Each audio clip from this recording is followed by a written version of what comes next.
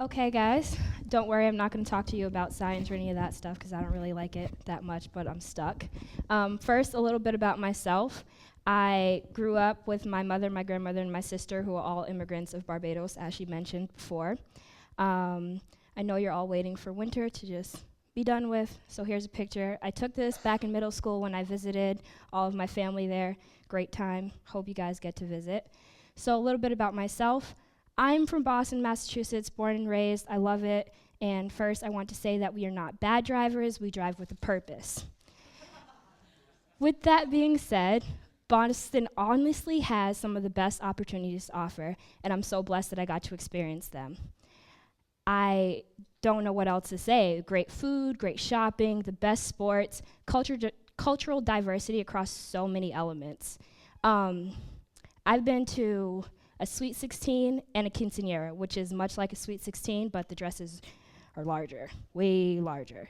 I've been to a St. Patty's Day parade, never got into the Kiss Me I'm Irish aspect of it, stay away from that, but it was a good experience. I have friends who celebrate Kwanzaa, others who celebrate absolutely nothing. Not all of these experiences have been the best. Commonly overlooked because we're so focused on frictions between dissimilar groups, we discount those stresses placed on individuals of a singular group. Red hair, freckles, green eyes, blue eyes, brown eyes, long hair, short hair, what have you, fair skin or dark.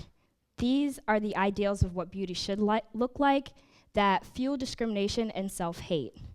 In parts of Asia, smooth skin, fair skin, that's what it takes to be beauty.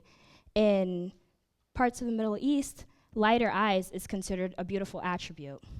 Here in the US, we look to tall beauties with thin bodies and long hair and these unnatural curves that they say have been placed there naturally, but we think otherwise. And we think that's beautiful. These are the things that we're chasing after to strive to become beautiful. For the Black community, historically, these ideals were not created by us. They were given to us. Willie Lynch, a British slave owner in the West Indies during the 1700s, gave slave owners a list of things to do to create the perfect slave. The basis of this was to find differences among slaves and exploit those. By doing this, you created a distrust in a common community. Therefore, he said that you would likely be able to control slaves for over 300 years. He may have been right, just not physically. That was 1 century. In the 1800s, we were freed from slavery, but not the slave mentality. 2 centuries. In 1939, Kenneth and Mamie Clark created the Clark experiment. This experiment gave Black children 2 dolls, 2 options. One doll was white and the other was black. They were similar in everything else: weight, color, size, well, not color, weight, dress, size.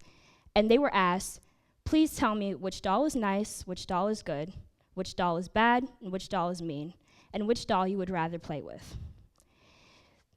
The majority of the Black children chose to attribute negative qualities to the black doll. The black doll was mean, the black doll was bad.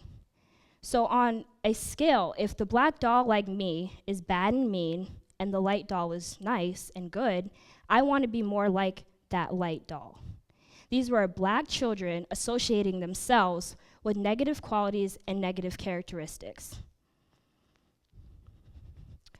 3 centuries. 2012 marks 3 centuries of mental captivity.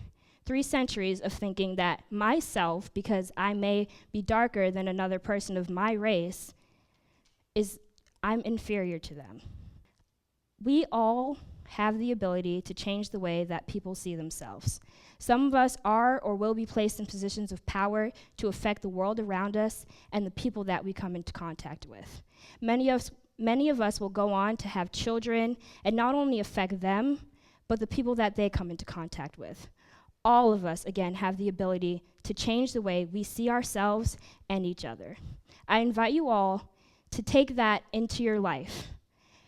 Spread the belief that no matter who you are, what you look like, what culture says means to be beautiful, It's not true. You're all beautiful, you're all perfect. Spread that into all of the lives that you touch and will touch and continue to touch. And that's all I had to say to you guys today. Thank you so much. Thank you.